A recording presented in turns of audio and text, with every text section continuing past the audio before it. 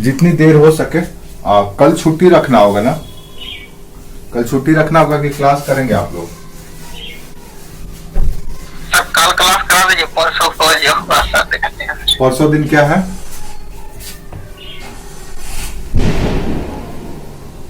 Sir परसों दिन तो एक पूजा है। दिवाली परसों दिन है कि कल है? कल पूजा है, आज छोटी दिवाली है। दिवाली कल नहीं है, परसों है कि कल है? नहीं सर कल रात को है सर। अच्छा। परसों सर पाठा वाटा कटेगा सर, इसलिए। और परसों पाठा वाठा कटे। ठीक है, अच्छा है भाई। तो आज हम लोग इकोनॉमी के चैप्टर को कंटिन्यू करते हैं। इकोनॉमी पढ़ रहे थे हम लोग, उसमें हम लोग देख रहे थे कि इकोनॉमी को या अर्थव्यवस्था को किस तरह से वर्गीकृत किया गया है। हम लोग देखे थे कैपिटल, मिक्स्ड, सोशलिस्ट, देखे थे ऑर्गेनाइज्ड, अनऑर्गेनाइज्ड, इस तरह से हम लोग बात किए थे। इकोनॉमी का area wise economy, primary sector, secondary sector, tertiary sector. इसी तरह से अगर हम ग्लोबल या अंतर्राष्ट्रीय स्तर पर, जैसे मान लो दुनिया के कई देश हैं, ABCD कई देश हैं, उसमें एक भारत है, अमेरिका है, कनाडा है, रसिया है, चाइना है, बर्मा है, पता नहीं कितने तरह के देश हैं, लगभग 200 सवा 200 कंट्री है विश्व के। अब इस विश्व के 200 सवा 200 देशों की अर्थव्यवस्था को हमको समझना है, तो उसके लिए हमने 3 तरह से इसको कैटेगराइज कर दिया कि पूरे विश्व की इकोनॉमी या वर्ल्ड इकोनॉमी। आप लोगों को दिखाई दे रहा है कि दूसरा मार्कर ले, ब्लैक कलर का?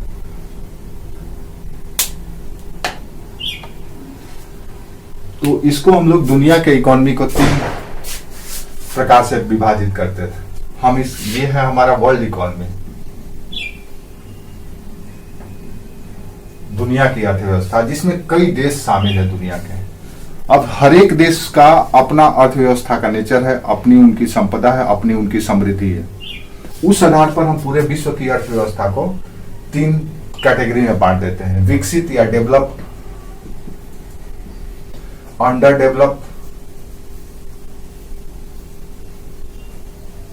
और डेवलपिंग। अंडर डेवलप और डेवलपिंग में ज्यादा डिफरेंट नहीं होता है। डेवलप से जो अंडर डेवलपिंग से जो डेवलपिंग से जो थोड़ा सा नीचे है, उसको हम लोग अंडर डेवलप कंट्री कह देते हैं। हिंदी में इसको अविकसित देश कहा जाता है या अल्प विकसित, इसको कहा जाता है विकासशील, और इसको कहा जाता है विकसित। अब स्वाभाविक सी बात है, ये टर्म से आपको पता चल रहा है कि कहीं ना कहीं कुछ ना कुछ भेद होगा इन अर्थव्यवस्थाओं में। जैसे हम समाज की बात करें तो समाज में भी 3 कैटेगरी के लोग होते हैं। एक होते हैं अमीर, रिच, एक होता है मध्यम वर्ग, और दूसरा होता है गरीब। ये 3 वर्ग होता है समाज में भी। उसी तरह से अर्थव्यवस्था को भी 3 हिस्सों में बांट दिया गया है: डेवलप, अंडर डेवलप और डेवलपिंग कंट्री। अब कुछ ना कुछ तो अंतर होगा जिसके आधार पर हम अंतर किए हैं। जैसे अमीर है तो स्वाभाविक है कि उसके पास क्या होगा, तो उसके पास संसाधन बहुत होंगे, यानी कि धन होगा, उसकी प्रतिष्ठा होगी, उसकी पहचान होगी, उसके पास उच्च शिक्षा होगा, उसका जीवन स्तर अच्छा होगा, लाइफ स्टाइल बेहतर होगा, और इस तरह से पता नहीं कितने कैटेगरी के आधार पर हम उसको अमीर बना देते हैं कि वो अमीर वर्ग है, और वो हमारा रोल मॉडल बन जाता है। और हम लोग क्या करते हैं, गरीब वर्ग भी वही बनना चाहता है और मिडिल क्लास भी वही बनना चाहता है, क्योंकि वो स्टैंडर्ड हो जाता है। अब कल्पना करो थोड़ा सा और कि क्या ये अमीर हमेशा इतना ही पे रहेगा, पता चलेगा और डेवलप कर गया तो हम उसका पीछा करते चले जाएंगे कि वो इतना अमीर हो गया, उसकी इतनी संपत्ति हो गई, मेरी कम हो गई, तो हम फिर भी मिडिल क्लास बने रह जाएंगे, और मेरे से जो नीचे वाला है वो पुअर कंट्री या पुअर बना रह जाएगा, गरीब के गरीब बना रह जाएगा। सेम सिचुएशन अर्थव्यवस्था में भी होता है। जैसे अगर आप एग्जाम्पल देखेंगे तो विश्व के कई ऐसे कंट्री है, विश्व के कई ऐसे देश हैं जो अमीर देश कहलाते हैं या डेवलप कंट्री कहलाते हैं। अमीर देश या डेवलप कंट्री कहलाएंगे। एक मिनट, हम माइक लगाना भूल गए हैं। आप लोग को आवाज क्लियर आ रहा था? हाँ सर। हाँ, बिना माइक का आवाज क्लियर था? अच्छी बात है। ओ, तो हम ये कह रहे थे कि अमीर है तो एक तरफ अमीर वो अपने धन के आधार पर, प्रतिष्ठा, पहचान और पता नहीं किस किस आधार पर हम उसको रोल मॉडल मान लेते हैं और वो अमीर कहलाता है। उसी तरह वही अमीर व्यक्ति जब किसी देश में है, जब सारे के सारे लोग अमीर हैं, सबका लाइफ स्टाइल, प्रॉपर्टी, एजुकेशन, सब मामले में वो हमसे बेहतर है, तो वो कहलाता है अमीर देश। तो अमीर देश का उदाहरण अगर देना हो तो कौन कौन सा देश आपके जेहन में आएगा? आपको पता है? कुछ कंट्री का नाम लिख लो जिसको हम लोग डेवलप कंट्री कहते हैं। जैसे कि एग्जाम्पल में यूएसए, अमेरिका, कनाडा, इस तरह से France, Germany, Japan, New Zealand, Netherland, Finland, बहुत सारे कंट्री हैं जो अमीर हैं। लगभग G20 एक ग्रुप है विकसित देशों का, G20 वो डेवलप कंट्री का ग्रुप है, तो वो सब के सब अमीर हैं। तो वहीं दूसरी ओर अगर चले जाएं तो बाकी जो शेष कंट्री है, जैसे इंडिया, चाइना, ब्रिक्स के जितने भी कंट्री हैं, आप देखें, भारत, चाइना, चीन, ब्राजील, दक्षिण अफ्रीका, दक्षिण कोरिया, इस तरह के जो देश हैं उसको हम डेवलपिंग कंट्री या विकासशील देश कहते हैं। अब उनसे जो नीचे वाले कंट्री हैं वो अल्प विकसित या अंडर डेवलपिंग कंट्री है। अब ये हो गया हमारा सामान्य समझ कि विकसित किसको कहते हैं और विकासशील किसको कहते हैं। दरअसल इसका कोई स्पष्ट परिभाषा नहीं है कि किसको हम विकसित माने, किसको हम अल्प विकसित माने। ये उसी तरह से हो गया कि मान लो गांव में कोई नहीं पढ़ा लिखा है, उसमें एक बंदा मैट्रिक पास है, दोनों पढ़ा लिखा है और बाकी लोग अनपढ़ है। लेकिन वही 10वीं पास बच्चा जब किसी मेट्रो सिटी में जाता है, किसी एलिट सोसाइटी में जाता है, तो वहां पता चलता है कि उसका वैल्यू न के बराबर है और वो वहां पर अनपढ़ हो जाता है, क्योंकि मात्र 10वीं पास है और वहां पे डिलीट लिए हुए लोग बैठे हुए हैं, डॉक्टरेट किए हुए लोग बैठे हुए हैं, आईएएस हैं, रिसर्चर हैं, स्कॉलर हैं, इंटेलेक्चुअल हैं, एक्सपर्ट हैं, ऐसे ऐसे लोग हैं वहां पे। तो उसके सामने उसकी क्या बिसात है? तो वो हो जाता है अल्प विकसित या अंडर डेवलपिंग। तो ये मोटा मोटी सामान्य समझ आप अपने दिमाग में रखिए। उसके बाद हम इकोनॉमिक पॉइंट ऑफ व्यू से कैसे इसको डिफरेंट किया जाता है, कैसे अलग किया जाता है, इस पे बात करते हैं। यहां तक समझ में आया? कुछ एग्जाम्पल भी याद रखिएगा, डेवलप कंट्री का कौन सा है एग्जाम्पल और डेवलपिंग कंट्री का कौन सा है। तो भारत किस कैटेगरी में आता है? डेवलपिंग कंट्री, यानी विकासशील देश के रूप में। यानी कि ये इस मुकाम पे पहुंचने के लिए प्रयासरत है, कुछ मामले में इस स्तर पे पहुंच चुका है, बाकी सारे मामले में पिछड़ा है, तो उसके लिए प्रयासरत है और निरंतर कोशिश कर रहा है। याद रखिएगा, विकासशील देश में हम अधिकतर थर्ड वर्ल्ड कंट्री को शामिल करते हैं। थर्ड वर्ल्ड कंट्री किसको कहते हैं आपको पता है, हम पहले बता चुके हैं। तो विकासशील देश में अधिकतर थर्ड वर्ल्ड कंट्री के देश आते हैं, विकासशील और अल्प विकसित देशों में, जो कहीं ना कहीं, कभी ना कभी किसी न किसी देश के कॉलोनी रहे हैं या उपनिवेश रहे हैं। जैसे भारत भी ब्रिटेन का कॉलोनी था, तो उपनिवेश रहे तो 200-250 सालों तक किसी दूसरे देश के कब्जे में रहे और इनके रिसोर्सेस का, इनके संसाधनों का उनके द्वारा दोहन किया गया है, यूज किया गया, और ये बेचारे कंगाल हो गए।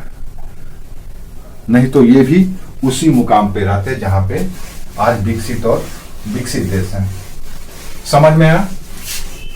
तो डेफिनेशन लिख सकते हैं आप, विकासशील किसको कहते हैं, विकसित किसको कहते हैं। विकसित देश वो देश है, अब थोड़ा सा हम लोग इकोनॉमिक पॉइंट ऑफ व्यू से देखते हैं कि विकसित किसको कहते हैं, विकासशील किसको कहते हैं, ताकि आपको लिखने में दिक्कत ना हो। देखो मेंस में क्वेश्चन कैसे पूछा जाएगा, अगर यूपीएससी का एग्जाम दे रहे हैं आप लोग, चाहे स्टेट पीसीएस का एग्जाम दे रहे हैं, तो वो यहां से मेंस में भी क्वेश्चन पूछे जाएंगे और वनडे एग्जाम में पीटी के सवाल पूछे जाएंगे, ऑब्जेक्टिव क्वेश्चन पूछे जाएंगे। तो क्या सवाल पूछा जा सकता है? तो वनडे एग्जाम में पूछा जा सकता है कि इनमें से कौन से देश विकासशील देश हैं, इनमें से कौन से देश विकसित देश हैं, ठीक है। या फिर डाटा दे दिया जाएगा कि किसी देश की जीडीपी की साइज इतनी है, अमेरिका के जीडीपी की साइज इतनी है, इंडिया की जीडीपी की साइज इतनी है, तो इनमें से कौन सा विकसित है, कौन सा विकासशील है। आप तो ऐसे ही बता देंगे कि इसका ज्यादा है तो इसका मतलब डेवलप है, इसका कम है इसका मतलब अंडर डेवलपिंग है, डेवलपिंग कंट्री है। तो डेवलप, विकसित, विकासशील और अल्प विकसित, इन तीनों का परिभाषा आपको जान लेना चाहिए ताकि आप में आपको कोई कंफ्यूजन ना हो। विकसित, विकासशील और अल्प विकसित देश। अब अल्प विकसित देश किसको कहेंगे? ऐसे देश, पहले अल्प विकसित को देखो, जिसका आप कह सकते हैं कि नेशनल इनकम यानी राष्ट्रीय आय। ये राष्ट्रीय आय क्या होता है, ये सब एक अलग टॉपिक है जो हम लोग अलग से बात करेंगे। ये जब इकोनॉमी को समझ लेंगे देन उस सब पे आएंगे, टेक्निकल वर्ड पे। तो किसी देश की राष्ट्रीय आय, नेशनल इनकम, राष्ट्रीय आय को ऐसे समझ लो, थोड़ा सा आपको समझ में आ जाएगा। राष्ट्र दरअसल एक ज्योग्राफिकल एरिया को रिप्रेजेंट करता है, एक भौगोलिक सीमा को रिप्रेजेंट करता है और इसकी अपनी एक कल्चरल आइडेंटिटी होता है, इसका एक अपना इकोनॉमिक प्रैक्टिस होता है, आर्थिक क्रियाविधि होता है, सब कुछ इसका अपना इस भौगोलिक क्षेत्र में होता है। इसकी अपनी हिस्ट्री होती है, इसकी अपनी ज्योग्राफी है, इसका अपना पॉलिटी है, इसका अपना इकोनॉमी है। ये भौगोलिक सीमा में बंधा हुआ है, इसको हम राष्ट्र कह रहे हैं। तो ये एक राष्ट्र के जो इनकम है, इनकम यानी आय, उसी को हम राष्ट्रीय आय कहते हैं। अब इसी को आप परिवार समझ लो, देश को ही एक परिवार समझ लो, फैमिली समझ लो, ये परिवार है। अब परिवार में कई लोग हैं, मान लो 15 सदस्य, 15 मेंबर का एक परिवार है आपका, जिसमें 3 भाई, तीनों भाई का बच्चे, आपके माता पिता, ग्रैंडफादर, ग्रैंडमदर, वो सब कोई है। पता चला कि सब कोई कुछ ना कुछ अर्न करता है, कमाता है, सब कुछ ना कुछ कमाते हैं। तो जो सभी लोग कमा रहे हैं उन सबों को एक साथ कंसोलिडेट कर दो, जोड़ दो, वही हो गया उन परिवार की आय। और अगर व्यक्तिगत आय हो तो एक एक व्यक्ति का आय निकाल लो कि फलना का इतना इनकम है, चिलना का इतना है, सी का इतना है, डी का इतना है, ई का इतना है, और सबको एक साथ जोड़ दो, इनकम तो हो गया नेशनल इनकम, परिवार का इनकम। अगर वही चीज परिवार के जगह पे देश को रख दो तो देश में 135 करोड़ या 140 करोड़ का पॉपुलेशन, इस पॉपुलेशन में कई तरह का इंडस्ट्री, कई तरह के सर्विसेज, कई तरह के एग्रीकल्चर प्रैक्टिस, सबका इनकम जोड़ करके एक साथ कर दिया जाए तो हो गया नेशनल इनकम, राष्ट्रीय आय। तो कहीं ना कहीं अल्प विकसित देश की राष्ट्रीय आय क्या होगी? क्या होगा? कम होगा। किसके बनिस्पत? विकसित देशों की तुलना में। तो राष्ट्रीय आय कम होगा। राष्ट्रीय आय पे हम अलग से बात करेंगे, एक अलग क्लास ही होगा वो सब, जीडीपी, जीएनपी, एनएनपी, पर कैपिटा इनकम, ये सब एक अलग क्लास होगा जिसमें हम लोग टेक्निकल बातें करेंगे। तो राष्ट्रीय आय कम होगा। राष्ट्रीय आय अगर कम है देन प्रति व्यक्ति आय, पर कैपिटा इनकम भी कम होगा। अभी प्रति व्यक्ति आय क्या है? तो प्रति व्यक्ति आय वही है जैसे परिवार के सभी लोगों को मिला दिया जाए तो नेशनल इनकम, और उसमें से उस परिवार के संख्या, मान लो 15 सदस्य है और 10,000 कमाते हैं या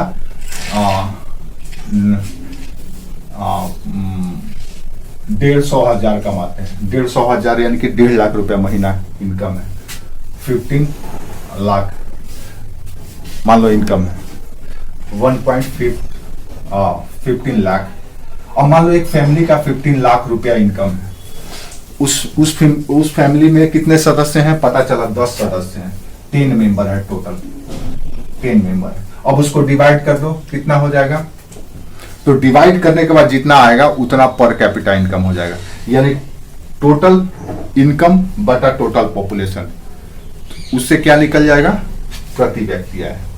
इसको भी हम लोग देखेंगे बाद में अच्छे तरीके से, कैसे हम लोग पॉपुलेशन हमारा कितना है और राष्ट्रीय आय कितना है। तो राष्ट्रीय आय से अगर हम यहाँ पे रख लो राष्ट्रीय आय, नेशनल इनकम, राष्ट्रीय आय बटा जनसंख्या, जनसंख्या से डिवाइड कर दोगे तो क्या आ जाएगा, प्रति व्यक्ति आय। हमारा 15 लाख रुपया मान लो परिवार का इनकम है,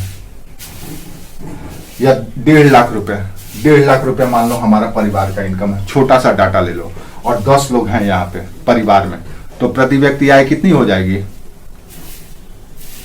कितनी होगी, 1 पॉइंट कितना होगा, 15,000, 15,000 पर कैपिटा इनकम हो गया। 15 दहा या 150 हुआ ना, 1.5 लाख, तो यानी 15,000 पर कैपिटा इनकम हो गया। लेकिन कल्पना करो, पता चला कि इसमें 10 लोग नहीं कमाते हैं, इसमें से 7 ही लोग कमाते हैं, या हो सकता है 6 ही लोग कमाते हैं, और पता चला कि ये जो 1.5 लाख रुपया जो हम लोग राष्ट्रीय आय एक वर्ष का देख रहे हैं, ये सालाना निकाला जाता है, मंथली नहीं। एक साल अगर हम देख रहे हैं कि एक साल में कितना है, या मान लो हम मंथली निकालने जा रहे हैं कि चलो मंथली निकालते हैं, तो पता चला कि इसमें 10 लोग, संख्या भले ही 10 लोगों की है, लेकिन इसमें कमाने वाले लोग 7 या 6 ही लोग हैं। उसमें भी 7 और 6 लोगों में से कोई 20,000 कमाता है महीना, कोई 10,000 कमाता है, कोई 5,000 कमाता है, कोई 12,000, इस तरह से वेरिएशन है। अब अलग अलग इनकम है, लेकिन सबको मिला दे रहे हैं तो 1.5 लाख महीना हो जा रहा है। अब 1.5 लाख महीना है और 10 लोग हैं, तो डिवाइड करोगे तो पता चलेगा 15,000 पर मंथ कमा रहे हैं लोग। अब सोचो, क्या ये पॉसिबल है कि हमारा यहाँ पे थोड़ा सा आकलन कमजोर हो जाता है, ये एक कल्पना या एक आकलन भर रह जाता है, क्योंकि ये वास्तविकता नहीं है। वास्तविकता तो 7 या 6 लोग ही कमा रहे हैं, उसमें भी वेरिएशन है, कुछ ज्यादा कुछ कम कमा रहे हैं। तो पर कैपिटा इनकम से भी पता नहीं चलता है कि कोई देश विकसित है या विकासशील है, लेकिन हम एक अनुमान लगा लेते हैं। आप कल्पना करो ना कि हमारे देश में ऐसे लोग भी हैं जो 2 करोड़ 5 करोड़ रुपए का मोबाइल रखते हैं। यहीं पे नीता अंबानी है जो 1 लीटर पानी के लिए 6 लाख रुपया पे करती है और वही पानी पीती है। 6 लाख रुपया का 1 लीटर पानी पीती है, और किसी का सालाना इनकम भी नहीं है 6 लाख रुपया। लेकिन हम पर कैपिटा इनकम निकालेंगे तो नीता अंबानी का भी आए, मुकेश अंबानी का भी आए, टाटा का भी आए, सबका इनकम जोड़ करके पॉपुलेशन से डिवाइड कर देंगे, तो हमको आकलन तो मिल जाता है कि हाँ इतना पर कैपिटा इनकम है। लेकिन वास्तविकता में क्या है ग्राउंड लेवल पे, तो ग्राउंड लेवल की स्थिति यह है कि कुछ ऐसे भी लोग हैं जिनको 2 जून की रोटी भी नहीं मिल रही है, और कुछ ऐसे लोग हैं जिनके कुत्ते अच्छा भोजन कर रहे हैं। तो ये थोड़ा सा विडंबना हो जाता है। अर्थशास्त्र में या अर्थव्यवस्था का जो डाटा कलेक्शन होता है या मूल्यांकन होता है, थोड़ी सी अनप्रैक्टिकल होती है, इस चीज को समझ करके रखना है। लेकिन फिर भी एक अनुमान लगाने के लिए हमें ये इस चीज को समझ करके रखना है। तो इसका मतलब यह है कि प्रति व्यक्ति आय भी यहाँ पर कैपिटा इनकम भी लो होता है। हम तुलना कर रहे हैं विकसित से, क्योंकि विकसित से ही हम विकासशील और अल्प विकसित देशों के बारे में समझेंगे। ये बहुत इंपॉर्टेंट चीज है, आप लोग इसको समझ करके रखिएगा, तभी आपको किसी देश की अर्थव्यवस्था की समझ होगी। और जब भी आपको आंसर राइटिंग करना हो तो ये मेंस में अक्सर ये सब सवाल पूछे जाते हैं कि भारत एक विकासशील देश है, इसको विकसित देश बनाने के लिए किस तरह के सुधार की जरूरत है। तो आज समझ लीजिएगा कि कौन कौन सी कमियां हैं जिसकी वजह से भारत विकासशील है या अल्प विकसित अंडर डेवलपिंग कंट्री में आता है। तो कहीं ना कहीं हम इससे तुलना करेंगे। जैसे हम कहें कि हम सुंदर हैं, हम कहें कि हम स्मार्ट हैं, तो कहीं ना कहीं हम कंपेयर किए होंगे कि फलानवा से हम ऐसे दिखते हैं, ऐसे बोलते हैं, ऐसे नॉलेज है, ऐसे पैसा है, ऐसे धन है, तब हम उसकी तुलना में स्मार्ट बनते हैं। लेकिन जैसे ही मेरे ऊपर कोई मेरे से ज्यादा आ जाएगा, 19 या 20 आ जाएगा या 21 आ जाएगा, देन वो स्मार्ट हो जाएगा और हम अंडर स्मार्ट में आ जाएंगे। सेम सिचुएशन इकोनॉमी में भी होता है। मनीषा इतना लेट क्यों आई बाबू? देखो मेरा 2 दिन तबीयत खराब था, हम पूरी तरह से डिस्टर्ब थे, आप लोगों का क्लास नहीं लिए, आप लोगों को मैसेज किए थे, तो थोड़ा सा मैनेज कर लेना है। 1-2 दिन कभी कभी हो जाता है, लेकिन हम लोग कल से रेगुलर हो जाएंगे। हम जल्दी, मेरा तबीयत जल्दी खराब नहीं होता है, लेकिन लापरवाही कर देते हैं, इस वजह से हो जाता है। और अभी भी आदत देखो, अब दिन में पसीना छूट रहा है और जैसे ही शामों का ठंडा लगने लग रहा है, और रात को सोने का आदत है बिना ये सब लिए हुए, इसी में परेशानी हो जाता है। तो राष्ट्रीय आय वहां का कम होगा, पर कैपिटा इनकम कम होगा, और अगर ये सब कम है, यानी कि ये दोनों कम है, यानी कि इस देश में धन संपत्ति या आय ये कम है। अगर ये कम है, धन संपत्ति और आय कम है, धन संपत्ति और आय को ही तो रिप्रेजेंट करता है ना राष्ट्रीय आय पर कैपिटा इनकम, और अगर ये दोनों कम है तो इससे क्या होगा, इससे होगा गरीबी होगा ना। आपके पास पैसा नहीं होगा तो आप गरीब होंगे। कुपोषण, बेरोजगारी, ये सब के सब चीज आपको मिलेगा। अशिक्षा, इलिटरेसी या अनलिटरेसी, ये सब के सब चीज आपको अल्प विकसित देशों में मिलेंगे और विकासशील देशों में। लेकिन ये विकासशील और विकसित में थोड़ा सा अंतर यह है कि विकासशील जो है तेज रफ्तार से गति करता है, वो निरंतर चेंज करता है अपने आप को, और अल्प विकसित जो है इनका ग्रोथ रेट बहुत स्लो होता है। बस यही अंतर है, नहीं तो यहां भी वो समस्या है, यहां भी वो समस्या है। और ये ऐसा नहीं है कि विकसित देशों में ये समस्या नहीं है, ये समस्या यहां भी है, सब जगह है। लेकिन वहां का गरीब और हमारे यहाँ के गरीब में जमीन आसमान का फर्क है। वहां का गरीब भी एप्पल का फोन लेकर के घूम रहा है, वहां का गरीब भी 20,000 रुपया महीना उसको मिल जा रहा है, फिर भी वो गरीब है, क्योंकि वहां के जो अमीर वर्ग है या वहां का जो अपर क्लास है उसके तुलना में वो गरीब है, हमारे तुलना में वो अमीर है।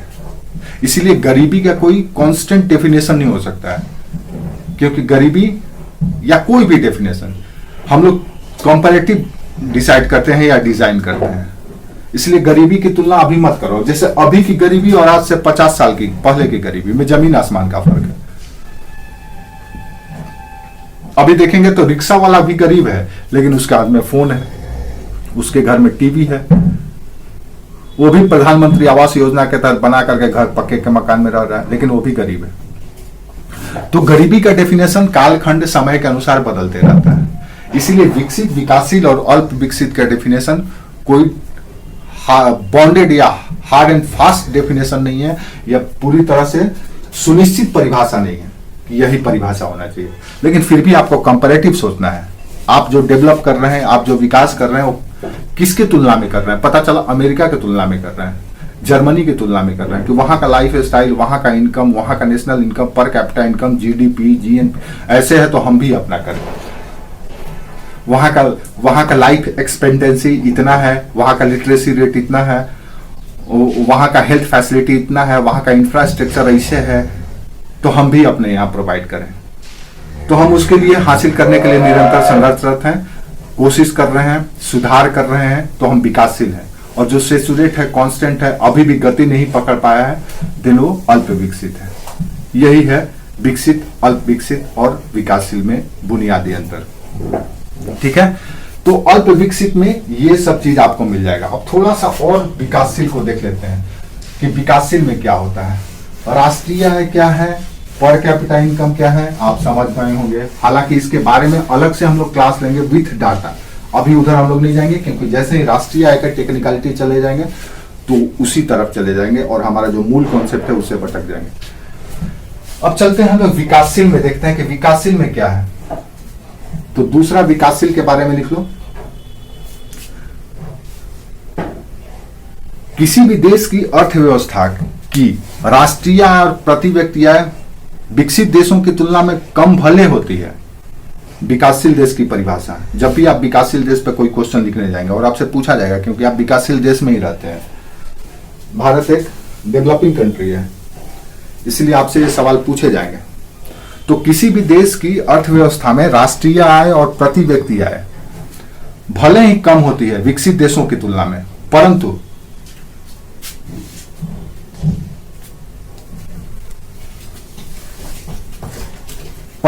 अपने निरंतर आर्थिक विकास के कारण,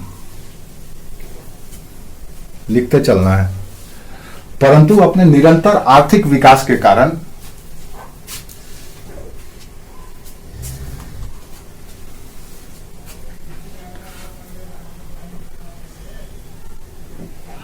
वृद्धि की ओर बढ़ती है,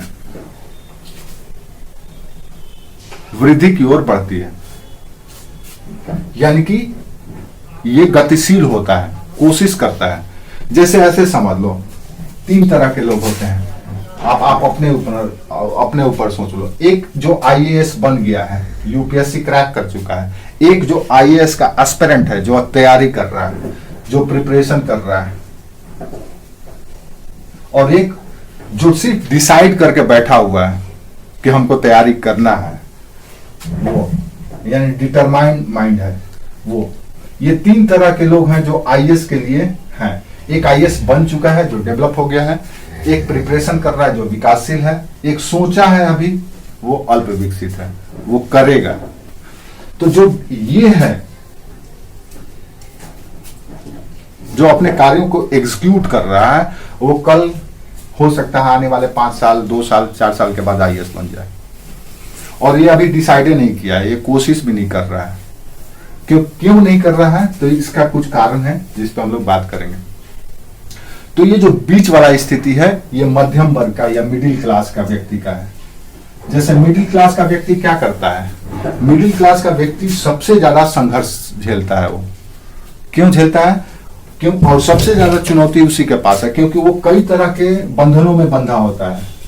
सामाजिक, सांस्कृतिक, संस्कार, परंपरा, रिवाज, पता नहीं कौन कौन तरह का उन बंधनों में बंधा होता है। और उन बंधन में रहते हुए भी पूरा जोर लगा करके अपने आप को बेहतर बनाने की कोशिश करता है। आप देखिएगा, आज भी जितने भी सोशल नॉर्म्स है, कल्चरल प्रैक्टिस है या परंपरा है, रिवाज है, जो जिसको हम लोग रूढ़िवाद कहते हैं या हेटेरोडॉक्स कहते हैं, वो आज भी सबसे ज्यादा यही लोग कैरी करते हैं कि बेटी को नहीं पढ़ाएंगे तो बेटा को ऐसे नहीं करने देंगे तो ये हो जाएगा, तो वो हो जाएगा, ऐसे करेंगे। लेकिन उनकी आकांक्षा होती है कि हम इनकी तरह बने, अमीरों की तरह बने, लाइफ स्टाइल मेरा अमीरों की तरह हो, लेकिन सोच उनका उसी में जकड़ा हुआ रहता है।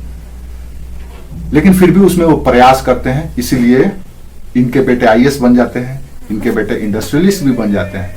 आप उदाहरण उठा करके देखिए, जितने भी लोग बड़े लोग बने हैं, कहीं ना कहीं इन्हीं वर्ग से निकला है, क्योंकि इनके अंदर इच्छा होती है और कोशिश करते हैं। तो ये डेवलपिंग कंट्री है, और ये बेचारे ख्वाब देखते रह जाते हैं, करते बहुत कम है, सोचते बहुत ज्यादा है, ऐसे ही समझ लो। और इन दोनों के बीच में पिसता है ये, क्योंकि इसको इधर भी मैनेज करना है और उसके अनुसार भी बनना है। तो ये विकासशील का नेचर है। तो विकासशील में आप लिख सकते हैं कि ये नेचर का होता है। दूसरी ओर विकासशील, और सारी बातें हम लोग करेंगे, पॉइंट टू पॉइंट आपको बताएंगे कि कौन कौन से पॉइंट पे हम देखते हैं। उसको हम लोग 4-5 पॉइंट में डिस्क्राइब करेंगे अलग से, जिसमें हम लोग बात करेंगे। इसी तरह से जो अविकसित अर्थव्यवस्था होता है, विकसित अर्थव्यवस्था है, तो उसका राष्ट्रीय आय जबरदस्त होगा, नेशनल इनकम, पर capita income, life expectancy, education, infrastructure, ये सब के सब अल्प विकसित और विकासशील, इन दोनों से कई गुना बेहतर होता है। अब पता चलेगा, अगर नेशनल इनकम का देखें तो जहां विकासशील देशों का नेशनल इनकम 1 है तो इनका होगा 30। इतना गुना का अंतर होता है, यानी 25-30 गुना ज्यादा हमसे होते हैं। मान लो हमारा 1 रुपया राष्ट्रीय आय है 1 वर्ष का, तो इनका पता चला कि 30 रुपए है, और इनका पता चल रहा कि 10 पैसा या 8 आना है, 50 पैसा है। तो ये हर एक मामले में हमसे आगे होते हैं। यही मोटा मोटी समझ करके रखो। जब इतना समझ जाओगे तो हम आगे आपको थोड़ी थोड़ी और बातें आपको डिक्लेयर करेंगे, ठीक है। उदाहरण भी आपको बता दिए हैं कि कौन कौन से देश हैं जो डेवलप कंट्री में आते हैं और कौन कौन से देश हैं जो अंडर डेवलपिंग कंट्री में आते हैं। अब थोड़ी सी और आगे हम लोग देखें कि विकसित या अल्प विकसित देशों में कौन कौन सा या विकासशील देशों की विशेषता होती है। तो हम लोग हमें समझना है मेन अल्प विकसित और विकासशील के बारे में। इनकी स्थिति जैसा देखेंगे ठीक उसका विपरीत होगा या ठीक उससे बेहतर स्थिति होगा डेवलप कंट्री का। तो इसलिए हम लोग अल्प विकसित और विकासशील देशों का ग्राउंड लेवल का रिपोर्ट देख लेते हैं कि इनकी क्या होती है स्थिति, ताकि आप आंसर राइटिंग कर सके। क्लास के बाद भी आपको एक होमवर्क देंगे, आप उसको लिखिएगा जरूर, तो आपका थोड़ा सा दिमाग खुलेगा। आइए देखते हैं हम लोग कि विशेषता क्या है विकासशील या अल्प विकसित की। इन दोनों में अंतर करना थोड़ा सा मुश्किल होता है, क्योंकि किसी न किसी मामले में ये भी बेहतर होते हैं इनके बनिस्पत। इसीलिए कोई अलग कोई आप कह सकते हैं कि फुल प्रूफ या रिकॉग्नाइज या एक्सेप्टेड कोई वर्ड नहीं है कि विकसित ये है विकासशील ये है, ये कोई ऑफिशियल कोई वर्ड नहीं है, हम लोग बनाए हुए हैं समझने के लिए। तो विकसित और विकासशील की फीचर्स क्या है, तो इसको आपको कुछ क्राइटेरिया में देखना पड़ेगा कि यहाँ की आर्थिक स्थिति आपको हर एक मामले में तय करना है। इकोनॉमिकल कंडीशन, सिर्फ इकोनॉमिक बेस पे हम किसी देश को विकसित देश नहीं कर सकते हैं। ऐसा नहीं है कि किसी देश की राष्ट्रीय आय सबसे ज्यादा है तो वो विकसित हो गया है, वहां का पर कैपिटा सबसे ज्यादा है लेकिन वहां का एजुकेशन रेट डाउन है, वहां का सोसाइटी आज भी क्लोज है या आज भी हेट्रोडॉक्स है, वहां का लाइफ एक्सपेक्टेंसी या जीवन प्रत्याशा आज भी कम है, तो ऐसी स्थिति में हम उसको विकसित नहीं कर सकते। इसीलिए हम विकसित की पैमाना के लिए भी कुछ मेजर करते हैं, जैसे आर्थिक स्थिति क्या है, वहां का सामाजिक स्थिति क्या है, राजनीतिक स्थिति क्या है, और तकनीकी दृष्टि से टेक्नोलॉजिकली वो कहां पे है। इन 4 पैमाने पे हम पूरे दुनिया की तुलना करते हैं। इकोनॉमिकल कंडीशन कैसा है, सामाजिक स्थिति कैसा है, पॉलिटिकल स्टेटस क्या है उसका, और टेक्नोलॉजी के मामले में कहां पे है। आप सिर्फ धन के आधार पर किसी देश को विकसित और किसी देश को अल्प विकसित या किसी देश को विकासशील नहीं कर सकते हैं। इसका मतलब यह है कि आप सिर्फ जीडीपी, जीएनपी, नेशनल इनकम, पर कैपिटा इनकम, इसके आधार पर आप किसी देश को डेवलप नहीं कर सकते हैं अगर ये सब भी बेहतर नहीं हो तो। जैसे हमने बताया था कि हम समाज में, हमारे समाज में 3 वर्ग हैं, अमीर, मध्यम वर्ग और गरीब वर्ग। अमीर वर्ग के पास वो सब कुछ है तब वही वो अमीर है, सिर्फ धन से अमीर नहीं, ठीक है। तो आर्थिक, अगर व्यक्ति आर्थिक मुकाम पे बात किया जाए, आर्थिक मुकाम पे क्या स्थिति होता है, विकासशील और अल्प विकसित, ये तीनों के लिए है। हम ये विकासशील और अल्प विकसित को एक मॉडल मान रहे हैं और उसकी तुलना करेंगे विकसित से। ये हमारा एक मॉडल है कि विकासशील या विकसित देशों की स्थिति क्या है, विकासशील और अल्प विकसित देशों की स्थिति क्या है, फिर हम तुलना करेंगे विकसित देशों से इसी सब मामले में। तो पता चलेगा कि ये हर एक मामले में हमसे आगे हैं, हमसे 25 गुना, 20 गुना, 15 गुना, 30 गुना इस तरह से आगे हैं। यानी कि हमको लगेगा अभी 10-15 साल, भारत जैसे जिस रफ्तार से इसका जीडीपी ग्रोथ रेट है 6.5, 6.7, इस तरह का जो ग्रोथ रेट है जीडीपी का, उस मुकाम से अगर हम चलें और डबल डिजिट में कल को पहुंच जाए 10%, 11% के ग्रोथ में, तो ज्यादा टाइम नहीं लगेगा, 2050 तक हम भी डेवलप कंट्री हो जाएंगे अगर यहाँ का पॉलिटिक्स अच्छा रहा तो। ये और यहाँ का सोसाइटी अगर ओपन हुआ तो, और यहाँ पे टेक्नोलॉजी एडवांस हुआ तो। सिर्फ जीडीपी के साइज बड़ा हो जाने से हम डेवलप नहीं हो जाएंगे, याद रखो। हमने बोला है कि सिर्फ जीडीपी के साइज बड़ा होने से या नेशनल इनकम ज्यादा हो जाने से या पर कैपिटा ज्यादा हो जाने से हम डेवलप नहीं होंगे, इस मोर्चे पर भी हमको मजबूत होना पड़ेगा। तो कुल मिला जुला करके अगर देखा जाए तो ये विकासशील विकसित ये समृद्धि को नहीं, विकास को बताता है, विकास को रिप्रेजेंट करता है, ग्रोथ को नहीं, डेवलपमेंट को रिप्रेजेंट करता है। यानी कि हम विकासशील, अल्प विकसित और विकसित की जो शब्द का प्रयोग कर रहे हैं वो हम विकास के आधार पर कर रहे हैं, और विकास चौतरफा होता है, एक तरफा नहीं। ग्रोथ एक तरफा होता है, हाइट का ग्रोथ जैसे सिंगल डायमेंशनल होगा। मान लो कि हम ग्रोथ की बात करें, समृद्धि, तो समृद्धि का मतलब है कि आपके पास आज 10 रुपया है, कल 20 रुपया हो गया, कल 100 रुपया हो गया, ये समृद्धि है आपका। एक डेवलपमेंट नहीं है। डेवलपमेंट तब होगा या विकास तब होगा जब आप कल 10 रुपया कमाते थे, अब 50 रुपया या 100 रुपया जो भी कमा रहे हैं। साथ में कल 9वीं तक पढ़े थे, आज 10वीं में है, परसों 12वीं में है। आपके परिवार का सेहत खराब होता था, वो अब ठीक कर लिए हैं।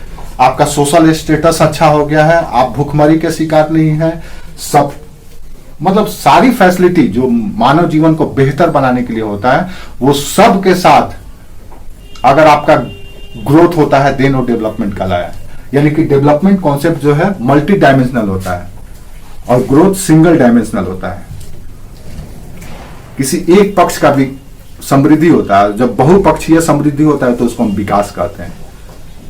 इसीलिए हम लोग, आप देखिएगा कि कभी भी सरकार जो है या सरकार के जो रिप्रेजेंटेटिव है या पब्लिक रिप्रेजेंटेटिव हैं, जो जनप्रतिनिधि हैं, वो पब्लिक प्लेटफॉर्म पे या सार्वजनिक मन पे खड़ा होकर के समृद्धि की बात नहीं करते हैं, विकास की बात करते हैं। यानी कि वो आपको शिक्षा भी बेहतर देंगे, स्वास्थ्य भी देंगे, परिवहन भी देंगे, ऊर्जा भी देंगे, आवास भी देंगे, भोजन भी देंगे और धन भी देंगे। तब जाकर के आपका विकास होगा। सिर्फ धन देंगे देन आपका समृद्धि होगा। समझ में आया? तो जब हम विकसित, अल्प विकसित या विकासशील की बात करते हैं तो इसका मतलब यह है कि ये चारों पहलू, चारों आयाम में मल्टीपल ग्रोथ हो और ऐसा ग्रोथ हो कि हम भी America, Germany, France, Italy, Japan, Canada की तरह बन जाए, रसिया इसकी तरह बन जाए, तब जाए करके हम बनेंगे डेवलप कंट्री। अब देखो, यही देखो, चाइना का जीडीपी दूसरा बड़ा जीडीपी है अमेरिका के बाद। साइज में देखें अगर, तो जहां चाइना का, अमेरिका का 19.5 ट्रिलियन डॉलर का जीडीपी है। 1 ट्रिलियन में कितना, 1 ट्रिलियन का मतलब पता है? ट्रिलियन किसको कहते हैं? अच्छा ठीक है, ट्रिलियन नहीं पता है। मिलियन, बिलियन, ये सब पता है आपको? हाँ सुने हैं, पता नहीं है आप लोगों को डाटा? ठीक है, तो याद रखो, एक शून्य पर, एक पर 12 गो शून्य जब होगा तो ट्रिलियन बनता है। ये 1 ट्रिलियन हो गया, कहीं नहीं, सैकड़ा, हजार, 10,000, लाख, 10 लाख, करोड़, 10 करोड़, अरब, 10 अरब, खरब, 10, यानी 10 खरब डॉलर का जीडीपी है। 1 ट्रिलियन बराबर 10 खरब। हिंदी वाला तो पता है ना, इकाई, दहाई, सैकड़ा, हजार, हाँ, संख, पद्म, महासंख, वो सब पता है ना? हाँ तो वो हाँ ठीक है। तो वहां के अमेरिका के जीडीपी का साइज देखेंगे तो 19.5 ट्रिलियन डॉलर का है और आपका देखें भारत का तो 2.8 ट्रिलियन डॉलर का है। और हम कोशिश कर रहे हैं कि 2025 तक 5 ट्रिलियन डॉलर का इकोनॉमी हो जाए। चाइना को देखें तो 12 ट्रिलियन डॉलर का उसका इकोनॉमी है, फिर भी वो डेवलपिंग कंट्री में है। डेवलप क्यों नहीं बन गया? उससे ज्यादा अच्छा, उससे कम, हमसे कम साइज का है फ्रांस का जीडीपी का साइज, फिर भी वो डेवलप है और हम अंडर डेवलपिंग है। तो कहीं ना कहीं इसका मतलब यह हुआ कि सिर्फ और सिर्फ जीडीपी के साइज से हम किसी देश को विकसित, विकासशील और विकसित नहीं कर सकते हैं, बल्कि ये सारे पहलू भी आपको देखने पड़ेंगे। ठीक है, आप लोगों के लिए एक होमवर्क है, ये होमवर्क आप खुद करके हमको दिखाएंगे, थोड़ा सा आपका मेंटल एक्सरसाइज होगा। सभी लोग सुन लो, आप लोग ये कॉन्सेप्ट समझने की जरूरत नहीं, सिर्फ आप हमको डाटा प्रोवाइड कीजिए ताकि पता चले जीडीपी का साइज क्या है भारत का, सिर्फ भारत का। नेशनल इनकम का साइज क्या है, पर कैपिटा इनकम कितना है। ठीक है, ये 3 चीज आप हमको बताइएगा, डाटा खोज करके बताइएगा। आज तो नॉलेज डेमोक्रेसी का जमाना है, फोन पे टाइप करेंगे डाटा मिल जाएगा। किसका? इंडिया का, ताकि हम लोग आगे जब भी पढ़ें तो वो आपके दिमाग में रहे। इकोनॉमी है, थोड़ा सा आपको डाटा मोटा मोटी याद रखना है, एग्जैक्ट डाटा याद नहीं रखना है, मोटा मोटी याद रखिएगा। जीडीपी का साइज, हाँ साइज, ये डाटा हम आगे भी बताएंगे, ऐसा नहीं है। जैसे कि अभी हमने बताया 2.8 ट्रिलियन डॉलर का जीडीपी है। अब जीडीपी क्या होता है, नेशनल इनकम क्या होता है, पर कैपिटा इनकम क्या है, हम ये जब समझ लेंगे पूरा, तब उसके बाद अलग से जब आएंगे टॉपिक खोलेंगे हम लोग, तब वहां पे समझेंगे। ठीक है, तो कहीं ना कहीं विकसित, विकासशील और इसका चारों मोर्चा पर तय किया जाता है। अब एक एक करके हम लोग देखते हैं कि विकासशील या अल्प विकसित देशों में इन चारों की स्थिति क्या है, तब आपको समझ में आएगा। समझ में आ रहा?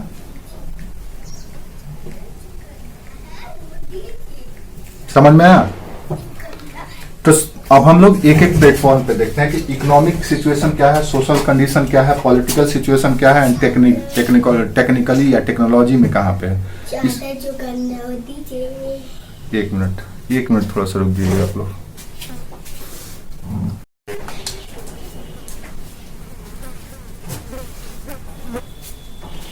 तो एक एक मोर्चे पे अब हमको देखना है। तो क्या क्या देखना है? आर्थिक मोर्चे पर हम लोग देखते हैं कि पहले इकोनॉमिक मोर्चे पे विकासशील और अल्प विकसित का क्या है स्थिति है। ठीक उसके बाद हम लोग फिर देखेंगे, उसी से आपको कंपेयर करना है कि विकसित की क्या स्थिति होगी। समझ में आ रहा है आप लोगों को? इसमें देखो दो चीज का खेला है। ये जो आंसर क्वेश्चन आपसे पूछा जाएगा, मान लो कोई क्वेश्चन पूछ दिया गया, सपोज मेंस का क्वेश्चन या ऑब्जेक्टिव क्वेश्चन। पहले मेंस का क्वेश्चन देख लेते हैं। मान लो पूछ दिया गया कि कहा गया कि भारत एक विकासशील देश है। सिंपल सा क्वेश्चन है, भारत एक विकासशील देश है, कैसे? सिंपल क्वेश्चन है, कैसे?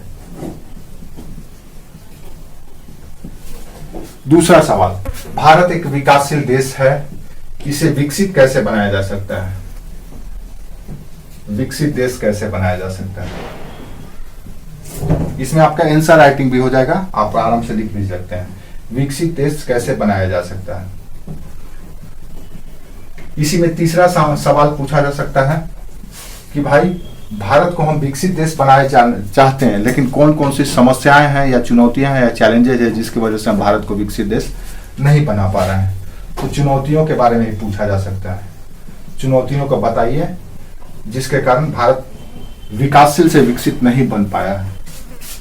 चौथा सवाल यह भी पूछा जा सकता है कि इन चुनौतियों से कैसे निपटा जाए, या सरकार इससे निपटने के लिए या भारत की अर्थव्यवस्था कौन सी ऐसी रणनीति अपनाए जिससे भारत विकसित, या कौन सी ऐसी रणनीति भारत सरकार अपना रही है। भारत सरकार के पहल, initiative of Indian government taken against developing to develop country. Bharat सरकार के पहल विकासशील से विकसित बनने में। तो ये सवाल आपसे मेंस में इस तरह से पूछे जा सकते हैं। तो एक कॉन्सेप्ट अगर आपका क्लियर होगा देन सब हो जाएगा। अब इसमें आपको करना क्या है, थोड़ा सा डाटा याद रखना। वो डाटा आपको पूरे इकोनॉमी में काम आएगा। चाहे आप इन्फ्लेशन लिख रहे हो, चाहे रेवेन्यू पर कोई क्वेश्चन कर रहे हो, या इंडस्ट्री पॉलिसी पर, या एग्रीकल्चर पर, या ट्रेड पर, या किसी भी सेक्टर में जब आप बात कर रहे हैं, तो आपको वो जो फंडामेंटल डाटा है, GDP, GNP, NP, national NI, per capita income, ये सारे के सारे डाटा आपको बस याद रखना है। और एक बार याद हो जाएगा, छोटा छोटा डाटा है, अप्रॉक्स याद रखना है, राउंड फिगर में याद रखिएगा, बस उसी को लिख देना है। एग्जैक्ट आपको डाटा का याद रखने की जरूरत नहीं है, न तो वो संभव है। अगर याद कर लेते हैं, अगर शार्प माइंड के हैं तो अच्छी बात है। तो ये सारे के सारे सवालों का समाधान अभी मिलेगा आपको कि क्यों हम किसी देश को विकासशील कहते हैं, क्यों किसी देश को अल्प विकसित कहते हैं। समझ में आ रहा है मनीषा?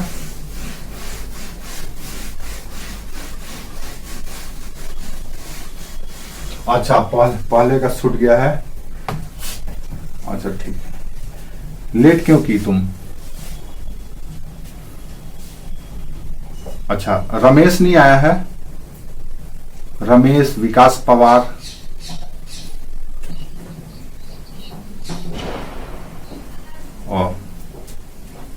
ठीक है। तो चलिए अब हम लोग देखते हैं सबसे पहले आर्थिक मोर्चे पर कि कौन सा इकोनॉमिकल कैसा कंडीशन होता है, यानी आर्थिक मोर्चे पर अल्प विकसित देश और विकासशील देश में क्या होता है। तब उसके बाद पॉलिटिकल, फिर उसके बाद सोशल, फिर उसके बाद टेक्नोलॉजी के मामले में देखेंगे। आर्थिक मोर्चे पर अगर हम बात करें तो विकासशील देश और अल्प विकसित देश जो होते हैं वो अपने प्राकृतिक संसाधन, उनके पास जो नेचुरल रिसोर्सेस होता है उसका वो भरपूर दोहन नहीं कर पाते हैं।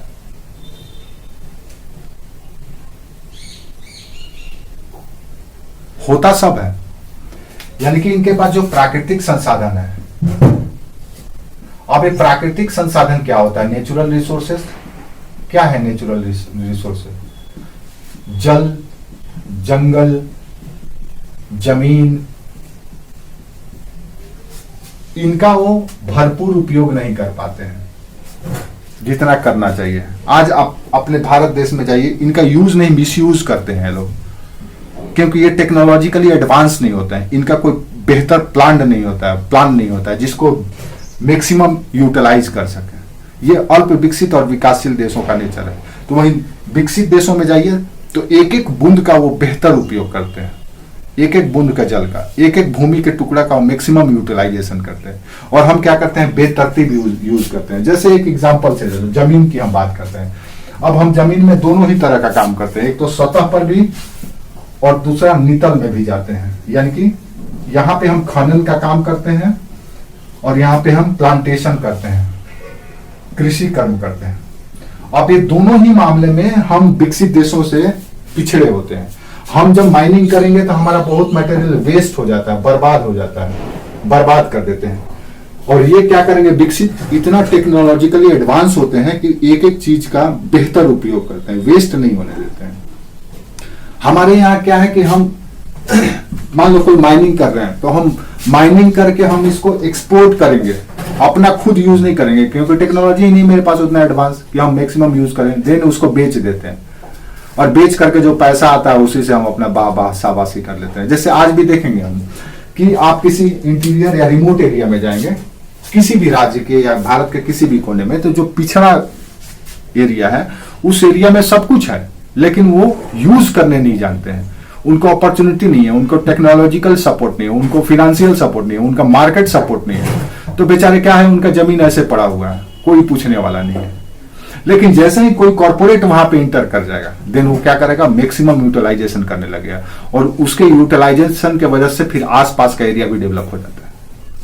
आप किसी जगह का जमीन का वैल्यू बढ़ाना हो, वीरान इलाका हो, कुछ मत करो, किसी बिल्डर को दे दो। वो जैसे ही 2-4 को अपार्टमेंट बनाएगा, 2-4 को डुप्लेक्स बनाएगा, एक सोसाइटी बनाएगा, देन आसपास की जमीन का कीमत बढ़ जाएगा, अब वो सोने का कीमत में बिकने लगेगा। तो विकसित अल्प विकसित देशों की सबसे बड़ी समस्या है कि जो प्राकृतिक रिसोर्सेस है, नेचुरल रिसोर्सेस, जल जंगल जमीन, उनका वो बेहतरीन दोहन नहीं कर पाते हैं जैसा वो करते हैं। अब ये बेहतरीन दोहन नहीं कर पाते हैं तो इसलिए इनको मुनाफा या आय भी कम होता है, वेस्टेज भी ज्यादा होता है। वही संसाधन से अब कल्पना करो, हमने आयरन ओर निकाला, सपोज खनन से, माइनिंग से हमने आयरन ओर निकाला। अब इस आयरन ओर को हमने चाइना भेज दिया। अगर हमारे पास टेक्नोलॉजी होता तो हम उसी से मैन्युफैक्चर कर सकते थे, स्टील बना सकते थे और बना करके हम ग्लोबल मार्केट में या दुनिया के बाजार में अधिक दामों में बेच करके अधिक मुनाफा कमा सकते थे। लेकिन रॉ मटेरियल का कीमत कितना होता है, नॉमिनल होता है। आप ऐसे देखो, खेत से आलू निकाला जाता है, आलू निकाला गया, अब वो आलू किसान कैसे बेचता है भाई, व्यापारी को तो 5 रुपए किलो, 7 रुपए किलो। और वही आलू लेकर के व्यापारी किसी प्रोसेस्ड कंपनी को दे देता है, प्रोसेसर कंपनी को दे देता है, जो प्रसंस्करण का काम करता है। वो क्या करेगा, उसी को टुकड़ा टुकड़ा करके मसाला मिला के रैपर में डाल करके चिप्स बेचेगा, एक आलू 10 रुपए में बेचेगा। अब हम आलू इंपोर्ट कर दिए तो कितना मिला हमको, 5 रुपए किलो, और वही मैन्युफैक्चर करके वो बेचा, देन उसको कितना मिला, एक आलू पे 10 रुपया। अब डेवलप कंट्री यही करता है, अपना जो रिसोर्सेस है उस रिसोर्सेस का बेटर यूटिलाइजेशन करता है और दिन मार्केट में बेचता है और अधिकतम मुनाफा कमाता है। जैसे ही अधिकतम मुनाफा कमाएगा, दिन सब कुछ ठीक हो जाता है, होने लगता है। एजुकेशन पे खर्च करेगा, हेल्थ पे खर्च करेगा, ड्रिंकिंग वाटर पे, सैनिटेशन पे, ट्रांसपोर्टेशन पे, मतलब इंफ्रास्ट्रक्चरल डेवलपमेंट भी करेगा और हर एक तरह का सर्विसेज भी देगा। और जब इंफ्रास्ट्रक्चर डेवलप हो जाएगा, सर्विसेज बेटर हो जाएगा, देन लाइफ एक्सपेक्टेंसी बेहतर हो जाएगा, लाइफ स्टेटस बेटर हो जाएगा, सब कुछ बेटर होने लगता है और हमसे आगे निकल जाते हैं। यानी कि कहीं ना कहीं हम पिछड़े होते हैं अपने मामले में। तो जब भी आप अल्प विकसित देशों की बात करेंगे या विकासशील देशों की बात करेंगे, अब विकासशील देश थोड़ा सा इसमें सुधार कर लिए होते हैं। ऐसा नहीं है कि 100 किलो आलू निकाले तो 100 किलो एक्सपोर्ट कर दिए, नहीं, वो 10 किलो या 20 किलो अपने पास रख करके 80 किलो भेजेंगे, 20 किलो का खुद बना करके भेजेंगे। ये स्थिति में होते हैं। जितना उनके पास संसाधन है या जितना उनका अपॉर्चुनिटी है, उस अनुसार से वो काम करके अधिकतम मुनाफा कमाने की काम करते हैं, कोशिश करते हैं। तो डेवलपिंग कंट्री में या अंडर डेवलप कंट्री या अल्प विकसित देशों की सबसे बड़ी समस्या यह है कि ये बेहतर उपयोग अपने संसाधनों का नहीं कर पाते हैं और इनकी कुछ सीमाएं हैं, कुछ कमियां हैं इसी वजह से। अब जैसे हमने बोला कि भाई हमने आयरन और निकाल करके चाइना भेज दिया, अब चाइना वही स्टील से निप्पन स्टील बनाएगी और दुनिया के बाजार में बेचेगी और खूब पैसा कमाएगी। और आपने आयरन और लॉ ऐसा कैसे बेचा? तो किलो के भाव में, कबाड़ी के भाव में बेचा आपने, तो आपको कुछ नहीं मिला, चले गया अमेरिका सारा। अब अमेरिका वही निप्पन स्टील बना करके आपको कई गुना दामों में बेचेगी, तो वो विकसित हमसे ज्यादा जल्दी विकसित हो जाएगा। वो भी डेवलपिंग है लेकिन वो हमसे ज्यादा रफ्तार से घूम रहा है, आगे बढ़ रहा है।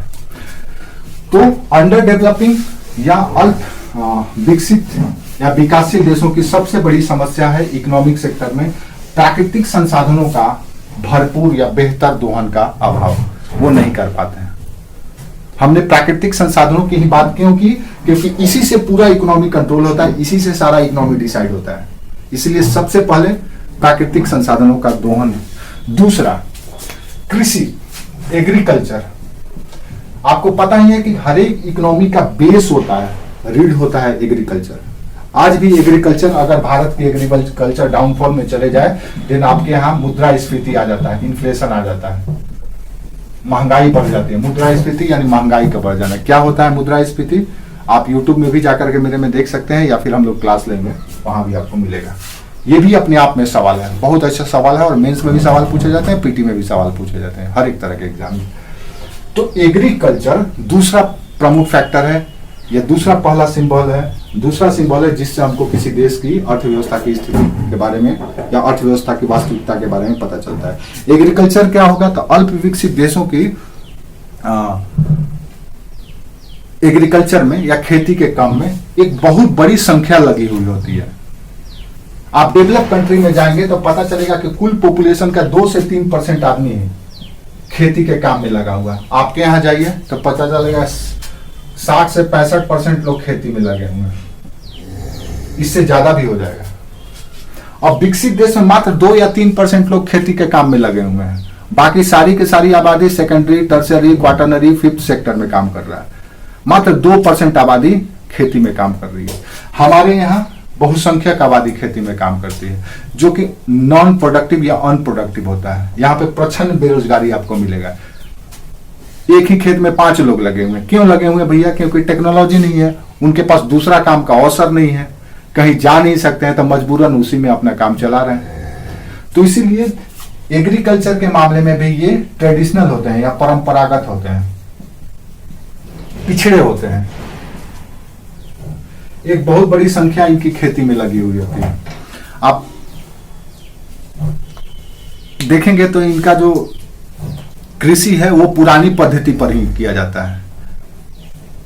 एग्रीकल्चर का पूरी तरह से कमर्शलाइजेशन या व्यवसायीकरण या वाणिज्यीकरण नहीं हो पाया होता है। जैसे डेवलप कंट्री में क्या है कि डेवलप कंट्री में जो एग्रीकल्चर किया जाता है, एग्रीकल्चर या कृषि का पैटर्न है, वो एज पर मार्केट डिमांड होता है।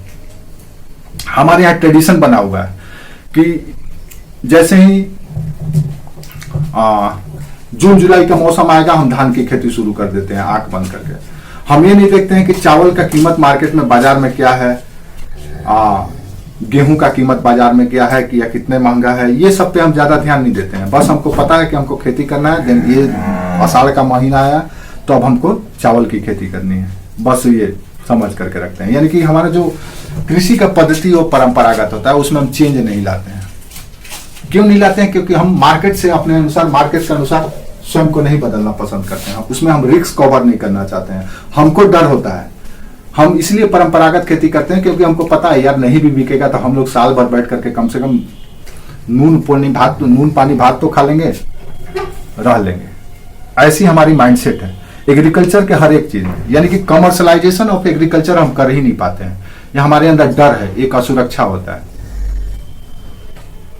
हाँ, एक डर है, एक असुरक्षा है। ये आपको अंडर डेवलपिंग और डेवलपिंग कंट्री में दिखेगा, चाहे वो पशु पालना हो, मछली पालना हो, या कोई भी काम एग्रीकल्चर या एनिमल हस्बेंड्री से जुड़ा हुआ हो, हम परंपरागत होते हैं। इसके पीछे हमारे 2 कारण है। एक तो हमारे पास अभाव होता है, हमको सपोर्ट नहीं मिलता है, और दूसरा उसी अभाव की वजह से हम डर या असुरक्षित महसूस करते हैं और इसीलिए हम नया इनिशिएटिव नहीं लेते हैं और अपने एग्रीकल्चर को कमर्शलाइज नहीं कर पाते हैं। अमेरिका में क्या है, अमेरिका की स्थिति या विकसित देशों की स्थिति कुछ दूसरा है।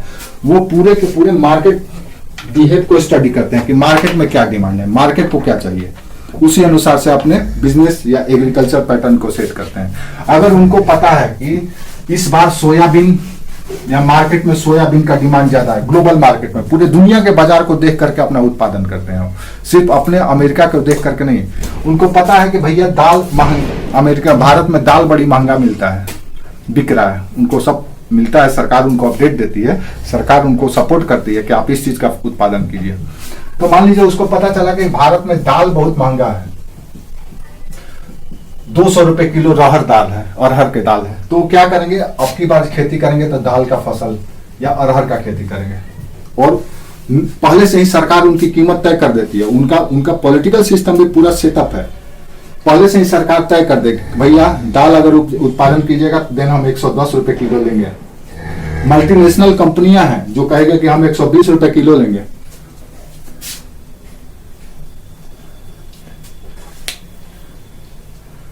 एक मिनट थोड़ा सा रुकिए। तो ये अगर हम देखें तो यहाँ का इकोनॉमी एग्रीकल्चर पैटर्न और डेवलप कंट्री का एग्रीकल्चर पैटर्न दोनों में अंतर होता है। वो एज पर मार्केट डिमांड काम करते हैं और या मार्केट के अनुसार काम करते हैं, और ये बेचारे वही ट्रेडिशनल थ्योरी अपनाते हैं क्योंकि ये टेक्नोलॉजिकली भी ज्यादा एडवांस नहीं होते हैं। इनके पास किसी के पास आज भी गांव में जाकर के देखो तो पता चले 100 किसान है तो उसमें से 5 या 10 ही ट्रैक्टर से खेती करवाता है, बाकी बेचारे हल और बैल से करते हैं। तो कहां से उतना उत्पादन हो पाएगा। पता चला खाद देना है, उसको यूरिया देना है, पोटास देना है, सल्फर देना है, इस तरह से, या फिर उसको और भी जो भी केमिकल इंग्रेडिएंट्स है खेती के लिए, रासायनिक, वो बेचारा भरपूर ही नहीं दे पाते हैं। कीटनाशक नहीं दे पाए तो उनका फसल कीट खा जाए। तो कहीं ना कहीं इनका जो एग्रीकल्चर प्रैक्टिस है वो पिछड़ा होता है कंपैरेटिवली डेवलप कंट्री का। दूसरा, आर्थिक मोर्चे पर लापरवाही आपको दिखेगा। ठीक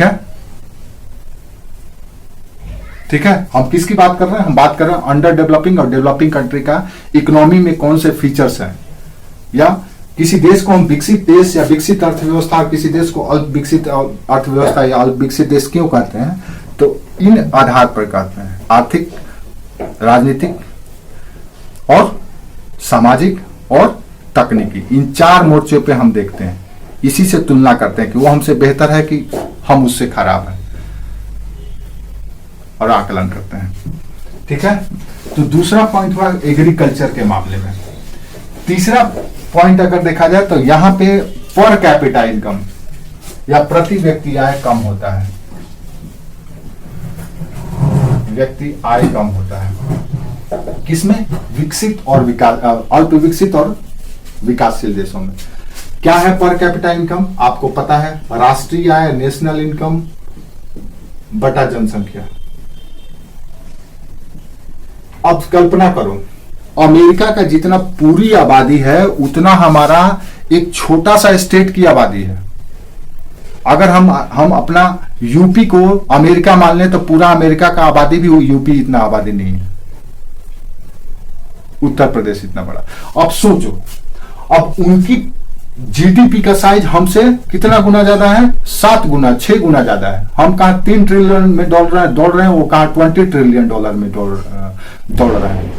अब पॉपुलेशन है कम, तो अगर उनके पास 20 ट्रिलियन डॉलर का इकोनॉमी है जीडीपी और पॉपुलेशन है, एक मिनट थोड़ा सा, हाँ सौरभ, हाँ पूछे हैं, वो बुलाया, अभी तो फोन किया था वो। आओ चलेंगे खाना खा के चलेंगे 10-15। हाँ है, आ जाओ, ठीक है, आ जाओ।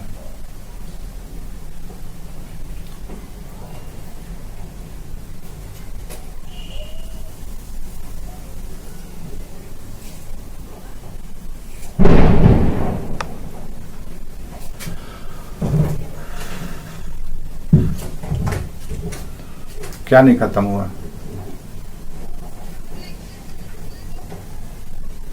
कौन चलिए, अच्छा टाइम हो गया क्या, अच्छा खत्म ही कर देंगे, तो ठीक है, कोई बात नहीं। हम लोग ये बात कर रहे थे कि यहीं पे खत्म कर देंगे। उस कल दिवाली है ना, कल क्लास करना है, आप लोगों को छुट्टी रखना है, बता दो हमको। ठीक है, तो कल क्लास हम लोग कितने बजे रखेंगे? ठीक है, 11:30 में मिलेंगे हम लोग। मनीषा 1 घंटे का तो क्लास करना है बाबू, 1 घंटा क्लास कर लो। ऐसे भी तो 2-3 क्लास मेरे तबीयत की वजह से आप लोगों को छुट्टी मिल गया है ऑलरेडी। अच्छा, कल रिवीजन करा दें। ठीक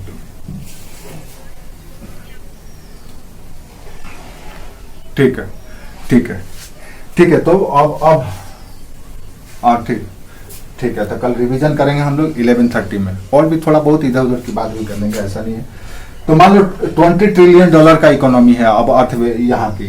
अब $20 ट्रिलियन का अमेरिका का इकोनॉमी है, जीडीपी का साइज इतना है। अब आप और पॉपुलेशन है मात्र 10 करोड़। तो यहाँ पे पर कैपिटा इनकम ज्यादा यहाँ पे भारत का, जिसकी आबादी है, जनसंख्या है 150 करोड़ और साइज है जीडीपी का $3 ट्रिलियन। पता चलेगा यहाँ का पर कैपिटा इनकम एकदम कम है और इसका जबरदस्त है। क्यों? क्योंकि एक तो जीडीपी का साइज भी बड़ा है और पॉपुलेशन भी कम है, और यहाँ पे जीडीपी का भी साइज कम है और पॉपुलेशन ज्यादा है। तो ऐसी स्थिति में अंडर डेवलपिंग यानी कि अल्प विकसित और डेवलपिंग कंट्री का प्रति व्यक्ति आय बहुत कम होता है। अब आपको हम डाटा के लिए बोले हैं कि आपको बताना है कि पर कैपिटा इनकम भारत का क्या है और अमेरिका का क्या है। बस 2 ही देश का देखना, अगर और थोड़ा सा मन करे तो चाइना का भी देख लेना। बस 3 देश का डाटा देख लेना कि पर कैपिटा इनकम के मामले में भारत का क्या स्थिति है, जीडीपी के मामले में भारत का क्या स्थिति है। तो आपको थोड़ा सा अंदाज मिल जाएगा कि क्यों वो हमसे विकसित हैं और क्यों हम अल्प विकसित या अंडर डेवलपिंग कंट्री है। क्योंकि पॉपुलेशन उनका कम है और इकोनॉमी ज्यादा है। इकोनॉमी क्यों ज्यादा है? क्योंकि वो प्राकृतिक संसाधनों का बेहतर दोहन करते हैं। क्यों करते हैं, कैसे कर लेते हैं? क्योंकि टेक्नोलॉजिकली एडवांस है। टेक्नोलॉजिकली क्यों एडवांस हो गए हैं? क्योंकि एजुकेशन सिस्टम उनका बेहतर है। एजुकेशन सिस्टम कैसे अच्छा है, क्यों अच्छा है? क्योंकि वहां पे पॉलिटिकल अवेयरनेस है। पॉलिटिकल अवेयरनेस क्यों है? क्योंकि वो लोगों को एक ऐसा सोसाइटी मिला है, समाज मिला है। समाज कैसे मिला है? क्योंकि उन्होंने दुनिया से सीखा है। और हम क्या हुए?